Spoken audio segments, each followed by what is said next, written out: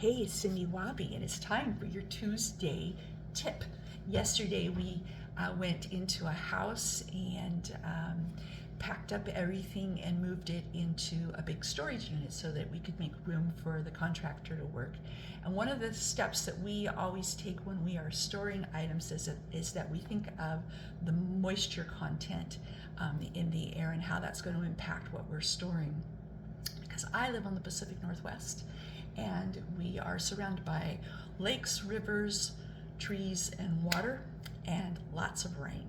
And so moisture equates to mold and mildew very, very quickly. And so we take some preventative steps to do that, and I wanted to combat that, and I wanted to share with you a couple of things that we do. The first thing we do is we put down a vapor barrier in a storage unit. So we lay down a tarp.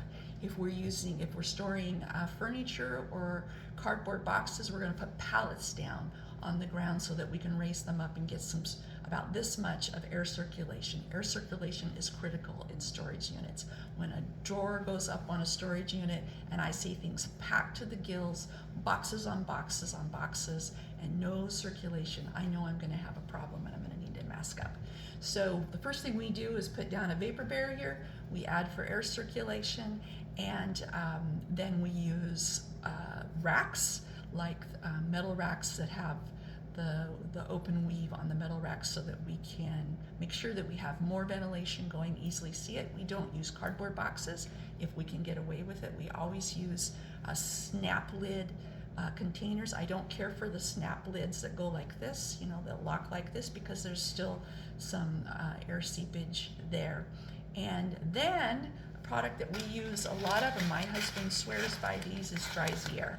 And so this is a desiccant, and it's a great product to have on hand if you don't have a dehumidifier, or if you're trying to control the moisture in an area where you can't run a dehumidifier.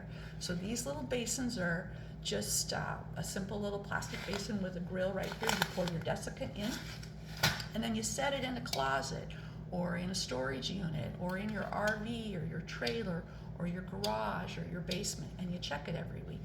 I promise you, very quickly, this will fill up with water. You will be amazed at how much this draws out of the air and how quickly it does. But running a desiccant or a desiccant container like this, or having a dehumidifier running in your property, is really important. A lot of people, when they're storing clothing or off-season clothing, they'll put them in plastic bags, and then they will put a dryer sheet or a little piece of Febreze deodorizer in there. And I don't recommend that, because that mass odor, and you can't tell then if you've got a mildew problem. And it takes such a short period of time to develop mold and mildew in closed-in spaces. In a matter of days, all you need is a little bit of moisture, a little bit of temperature control issues, heat, and you've got a problem. I want to talk to you very quickly about heat versus temperature controlled storage units.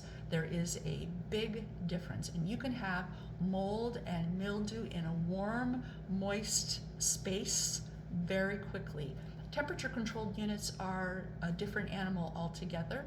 So not only do they have systems in a temperature controlled unit to adjust for the change in temperature, but also for the change in the climate, in the humidity and the barometric pressure. And so if you can find a temperature controlled unit, I prefer those over heated storage altogether. But get yourself some Dry-Z-Air desiccant, and some of these little containers. I don't know if I mentioned this already. You can get them at Weimart, True Value, Home Depot, Lowe's. Load up on it, particularly if you live in the Pacific Northwest, and stay on top of where moisture collects, and then check your canisters on a regular basis and empty out the water, and stay on top of mold and mildew. Mold and mildew exists even when you don't see it, and it quickly can destroy your soft goods as well as your wood furniture, not to mention it's a health hazard. So anyway, that's my Tuesday tip, and I think Weimar should give me a spiff for every one of these they sell over the next week. Don't you think? Have a good one. Bye-bye.